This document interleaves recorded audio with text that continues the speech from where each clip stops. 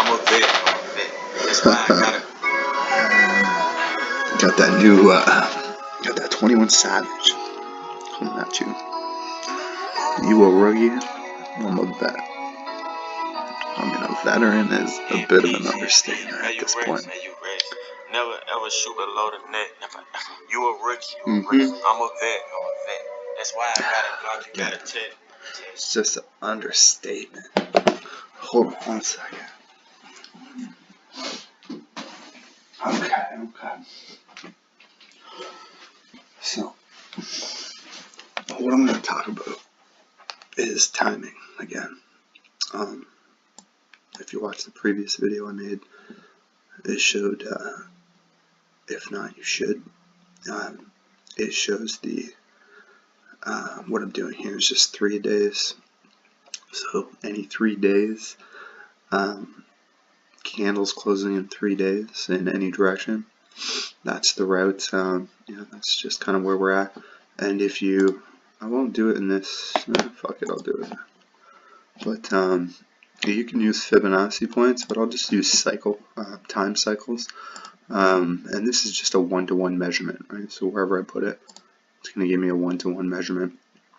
And so I'm just taking my 3 days, and I'm taking the tops. And this is pretty,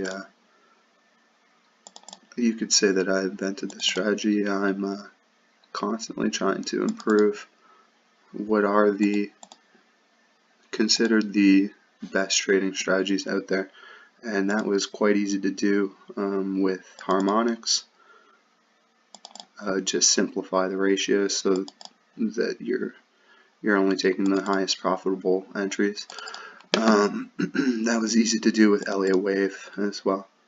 The hardest thing was just learning all the really weird rules and things of Elliott Wave, but that was quite easy to improve as well.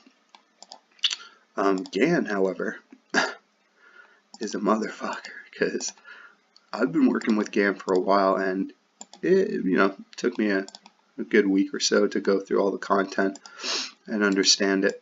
It was I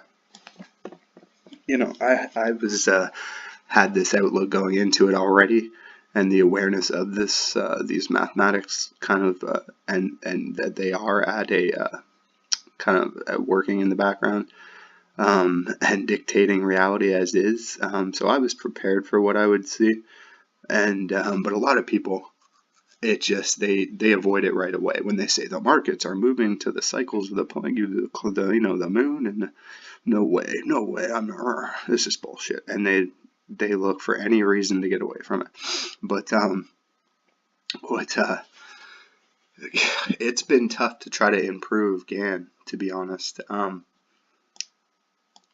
which really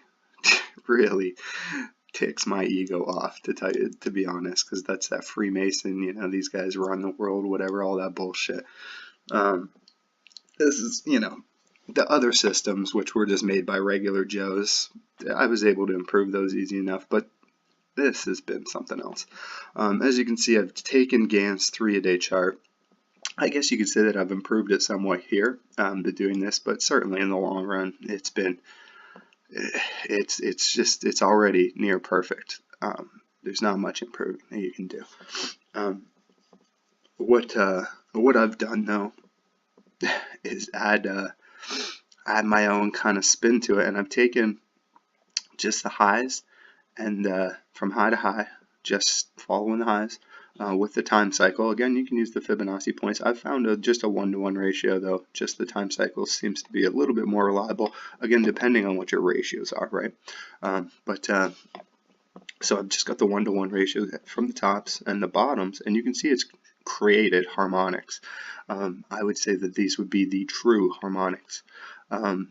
Harmonics on steroids, just injecting testosterone harmonics. Here's like an anti-shark into what could be another kind of like a butterfly or type of shark. But then we have what would be, this could definitely be like a variation of the cipher. It's got that look, right? Or this is even sort of like the 5-0 type of measurements that are going on. If you were to start laying, you'd find the 113 floating around in here, and the 2.24. This is a very key structure right here. This extended move, you know, a little triangle with an extended kind of bigger fractal. Very, very popular move here. And then into, you know, some really nice geometry going on here. There is a, I don't have it here, but if I were to run a line up here, this is a 1.41 extension coming upwards. If I were to just run a Fibonacci from this high up here down, you get a 1.414, a bang on the money basically, but kind of showing a bit of a butterfly type effect here going on. So really, really cool harmonics coming through just by laying on top and over the Gann 3-day chart. So I thought that was quite interesting. If I drop down to the weekly, you can see we've gotten, from my previous video, I was calling that the end of the year would likely have a reversal to it.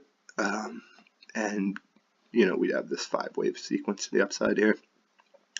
We've, you know, when I was making that video, we were in this kind of candle working our way up. And since then, we've now put in on the weekly what would be an engulfing candle, should this close lower here. And so that's good. That's kind of all I really do on the weekly. I'll throw on some indicators as well, but for the purpose of this video, we'll just keep it moving. And you can see those pink levels there coming in for the engulfing candle, just trying to track things. And sorry, one thing I didn't mention here on the dotted lines here, you know, the solid kind of white lines are the time lines, but the solid line, or the dotted lines, are just the law of vibration measurement. So I've taken the high, I've taken this high, this low, and this high, and then I just take the next thing, right? And I'm measuring out, there's 12 bars, 24 bars, 48 bars, and so on. It's a law of vibration, 12, 24, 48, 96, and 192. And I've done that from here, and from here. So that's where those these dotted lines are coming in, and they typically call reversal points. And you can see the law of vibration calling this cycle point flawlessly here, monthly law of vibration. And there would be the next monthly law of vibration. Not the same points here. I don't believe it might be a 12 and 24, but I think they're from different fractal points. I could have, you know, I could have definitely labeled them or color coded them to be clear on that, but maybe I'll do that in the future. But this is another cycle point, kind of catching just the last move before what I believe is going to be another structure. So this is going to be kind of a midpoint, and I think we're going to get another kind of point, yeah, probably landing on one of these these time cycles. As you can see, those time cycles that I've laid, those harmonic kind of time cycles coming in very nicely as cycle points themselves, even down here on the daily, once we can get a, you know, obviously you can get a bit better view of that here. So really nice cycle points coming in. Here on the daily though, and I did this in the last video, but I'll go ahead and throw it on again because I did want to touch base on what you can do with the Gann's, with the Zodiac wheel setup. So I'm just going to go ahead and throw on that wheel quick. Bear with me here. I'll try to keep you entertained in the process. So just really, you know, unfortunately I was, you know, rolling over accounts and clearing funds and things. I didn't have a lot of money in the market on this. I would have liked to, I maybe should have had some more, a bit bigger position, because I was short up in here. It would have been beautiful to hold this type of position with a nice solid entry for most of the year and just let that run, all right, and focus on other assets. But not really where I'm at now. I'm going to actually be looking to build a bit bigger, stronger position once I do get that a bit of a pullback. Now that pullback, you know, it could come all the way down here. So, you know, we might just truck all the way down. That's fine. Don't let those kind of things, you know, make you feel like oh, I missed that call, I should have just entered. You know, don't let that get in your head. You know, I'm trading my plan, and my plan was to enter off of this short, which you'll see if I continue on here with the wheel. and you know, that was my plan. So I've taken that. It just again, it was a counter trend, so it wasn't a huge entry. And as I said, I was personally just moving funds around, but generally I wouldn't take a big, massive entry on a reversal position all the time. I do like to get involved on the cycles up involved there, right? So try to ride something like that, those type of cycles, right? So got a nice response though. Trade's looking good so far. So I've put on my points here. I'm just lining everything up. I can go ahead. That's just kind of your base, right? Kind of a your guidelines. And whoops, I need to adjust my zoom so I can see, because I'm now I need to find that Pythagorean triangle. And there it is there, right? You see that Pythagorean lining up at the 1. Boom, right here. A nice triangle. This is definitely the core geometry of this chart at this point in time from this fractal. What was I looking for? I'm going ahead with the Gann square. TradingView needs to adjust their labels because it's kind of silly that they call this the fixed when it's really not. Alright, so lining that up. Oops. Not even close. Lining this up right about there. Alright, so I got my square lined up with the 1 at the intersection there with the trend line of the yearly low to high. Okay, and then now I first adjust my bottom time measurement axis here. Whoops. Oh shit, what's going on? Alright, there we go. And then now I'm going to adjust the price axis here. And I want to get it right on that 50%. I can't really tell what's what in there, so I'm going to come in here and just make this like a nice big fat yellow. Okay, so that's crystal clear now. Alright, line that up with our 50%. Boom. Oh, for fuck's sakes. I hit the auto adjust. Jesus. I went to lock the scale and I hit the auto adjust. Ay, caramba. Okay. Boom, and now let's hit lock price, not auto adjust. Alrighty. So, this is what we got going on here. Now what you can do in here is, you see how this is lined up to the scale but the fan is off. You can adjust the fan first, which would be the bottom here. Adjust that, and then throw on like a Gann fan to this to the square, and it looks quite nice. Throw a Gann fan around and it creates the cross, right? Like the Jesus cross or the Knights of Templar cross. Actually, it's a little bit more detailed, but it's a little bit more effective for the trend lines in general, especially if you're going to use the Gann box and all of its trend lines. All right. So if that's what if you really want to use the power of the Gann box, I recommend that. But you could still get some really nice levels to this. So first I lined up the trend line, and then the trend line with the fan, and then now I've lined up my square, right? So and I'm gonna carry on with this wheel. And to get to kind of the real bread and butter, what I wanted to show you with the wheel on, so we're looking for 1193.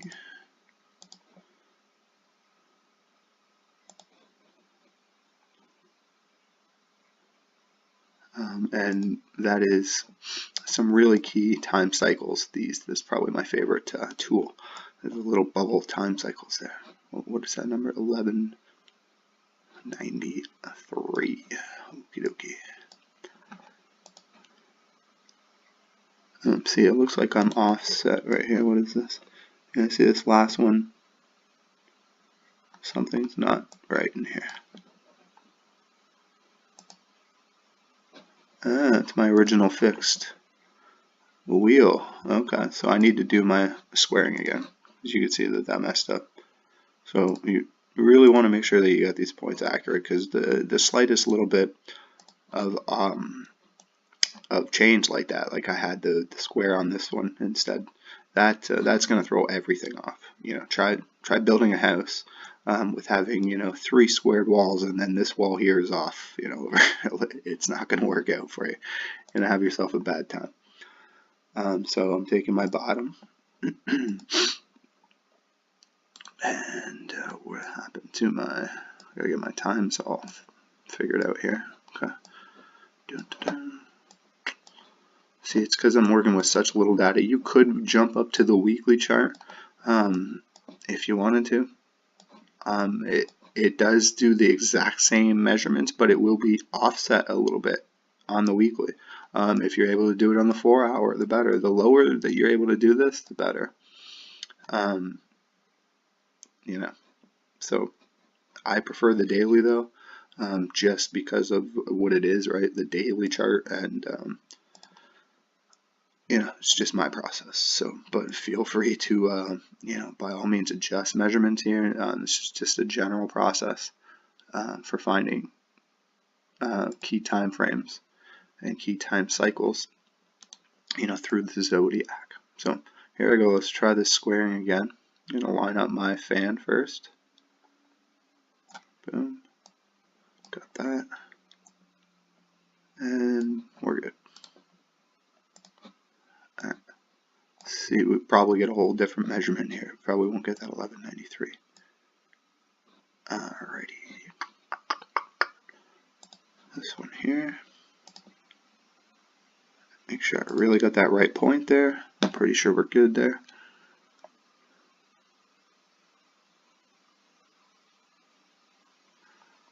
This thing's finicky.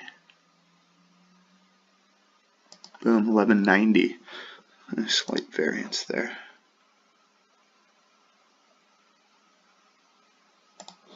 Okay, running out for 1190.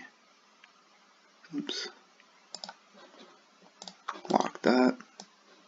Moving on over here. Jesus, this video's been going on for a while already, but this content's worth it, people, I assure you. I couldn't agree more that your time is very precious, but most people are wasting their time and not doing what they want to do. So I really have no sympathy for those people whatsoever. I'm trying to provide valuable content that can help you understand how markets move. You know, and sorry if that's not in fucking 3 seconds for your little ass brain to stay entertained. Yeah, it happens, but really struggling to get this fucking point here. Oh, I think I got her. Alright, so 1190. Boom. And there is the year of 2018 from right here, low, up to the high, which came in on the December 31st, very last day. And it was actually January 31st was the low here of 2018. Okay, so cool, we got that on. Now I really shouldn't have laid those cycles on the monthly, right? Because things are already getting pretty, you know, there's a lot of stuff going on here. And so what you can do is just come in here and just hide all these, right? Just hide them. This makes it quite easy to, you know, you can lay multiple Gann wheels over top of each other. Just hide your work in the background there. And, you know, once you're done, you can come back in here and put them on. So bear with me while I do that. So lots of time frames shaping up there. Again, it looks busy, but we're on the daily chart, right? So it's really not that busy at all once you drop it down to like the hourly. which works very well with the daily chart, the hourly in particular. So here's my favorite tool to use in trading. Well, it's debatable because you need the trend line, you need the levels, you need everything just to get to this tool, but this is probably the coolest thing in my opinion with the Zodiac wheel. Now, and this can be a really finicky process too, so you really want to make sure you have that point, okay, and then lined up nicely. And then what I'm doing is coming out here, and you can by all means create a pattern where it goes 2, right? See how I have like 2 bumps in here and they line up? I like this pattern though, where you have 3 and this middle one kind of interjects, pops over there. So I just want to scroll right in as best that I can, as much as I can, and these first couple measurements, boom, that looks really good actually. Boom, we're lined up here. I'm going to lock that. I'm going to see how we go. So we got that, and after that it gets easier really. That's kind of the most finicky one. Now I can zoom right in on this, and this is all I'm working with. And you really want to make sure that this is bang on the right time frame, on the right candle from where you're starting. If it's not, it's just going to look super shitty. Once you, especially if some of them are and others aren't, like it's just going to look weird when you're done. And I'll go ahead and switch the color out just for shits and giggles. Alright, so see I went, if you look at the overall kind of pattern now, I've got, right, it creates one that, or there's 3 inside our square or our wheel. I've got 3 kind of separate circles, right? I've got the one that comes in here that I first lined up, and then our middle one, which I really like how it lines up, kind of as an external part of the Gann, of the first little Gann Zodiac wheel in here. I really like the way, and that shapes up all the time like this. And then you can see the third one lines your end point up, right? So from end to end, we've got 3 points. And then my center one, all I'm doing is taking one, and I've got 2 little points within one here, right? Within the first one, I've got 2 little bumps here. And like I said, create your own patterns if you like, but I like to go ahead with this one and then continue on with that pattern. So now that I've got 2 here, so now I'm at a 2 or whatever, that's kind of the way I tell myself. I can now go with another mid one, and see that's kind of already getting sloppy. You can see it's not perfectly lined up right there. Go with a different color here, boom, we'll go green. So where am I off here? This side looks good. It's just over here. That was slightly off. And no, that's the second one's slightly off, isn't it? So let me come in here and adjust this again. Alright. You can get them perfect with each other, but for this video I'm just gonna, it takes time to do it, but for this video I'm just gonna throw them on there. Okay. And I believe that's where that goes. I'm just going to do that one again.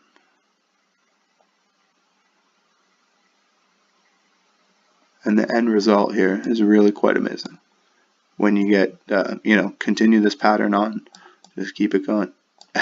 And they're literally just flawless, catching all of your major cycles. Okay, so that's that. That one looks good. Put on another one. And see, now I can zoom in even more. So it should be even easier for you to work with now. I can zoom right in, and I'm doing 2 in here.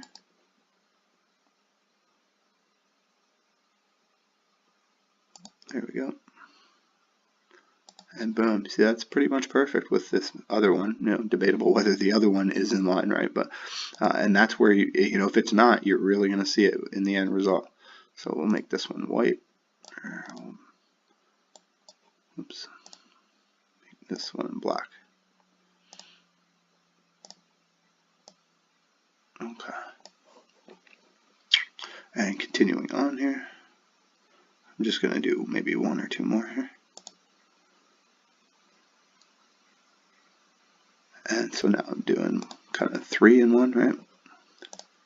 Make this one red.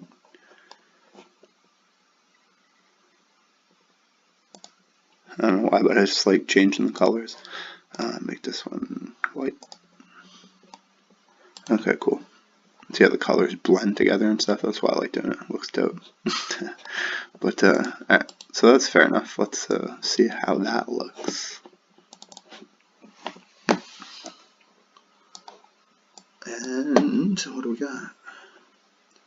We got this point here, catching this cycle, and then boom, big push up. The very next point, kind of catching this top. Very next point here, catching this burst up. Very next point, catching our top. Next point, catching this cycle here, which is kind of the start of the reversal pattern, right? This is why, like I said, I don't need a market to show me the exact reversal point. I want to see this set up before that little head and shoulders pattern that everyone's so familiar with, right? Calling it a head and shoulders is just an absolute insult to the geometry and this intellect and the mathematics that go behind this to happen, the physics, but sure, head and shoulders pattern. And like I said, I like seeing that little prediction right there. Boom, see him ping, give me that little drop, and that's a bunch of trades in a row. That's a buy up this resistance, that's a sell and into your bottom, into support or whatever, wherever your targets, and then that's a reversal back up into that, and then you have your another one coming in, that's a sell back down into support, and then a rally. You can let that run for decades, right? In this case, it was a few years, a couple years, not even a year. You could let that run. Right, so like I said, I like to catch the cycles, because if I can catch the previous to the top or bottom, then I know that I'm catching ping, ping, ping, ping, and then go. So that's a bunch of winning trades in a row that should just come like that. And if you can kind of get in that flow with the market, you're an invincible trader. Granted, you're probably going to miss that flow from time to time, and that's what will define your end success as a trader, is how you handle your wrong decisions. So I like to take my time and make sure I've got these tools on, make sure that they're lined up perfectly or to the best of my ability, and let this math do its thing. And this is just Gann. Granted, I did kind of invent this harmonic time cycle kind of thing going on, which I'm going to put those levels back on now. They're quite good, and you get a lot of them, right? So there's lots of opportunities, and that's kind of me stretching Gann's work a bit, and probably lowering the, certainly not using them as just reversal points. They're just kind of cycle points that are going to come in, right? So as I said, with all these other trade plans and trade systems, Elliott wave, harmonics, you name it, basic support and resistance, just my terminology and ideology, I guess you could say, around, if I could say, around the markets and what is support and resistance. I think of it in terms of magnetism. So if you're able to get on board with that thought process alone, it really kind of gives you an edge over what other traders are kind of getting themselves involved with on a daily basis. Even high-level traders, they just don't have that thought process that there is magnetism indeed in the markets, and gravity type of things, what we would deem as gravity and force pushing something, pulling and pushing type of magnet, which is magnetized towards what most traders are aware of, levels. There's levels that price will be magnetized to. It'll catch as support, right? Or it'll catch as resistance off of the level, right? So I've been rambling long enough. 30 minutes, we'll wrap this up. Looking for the USD CAD to continue its path at least till February here, realistically.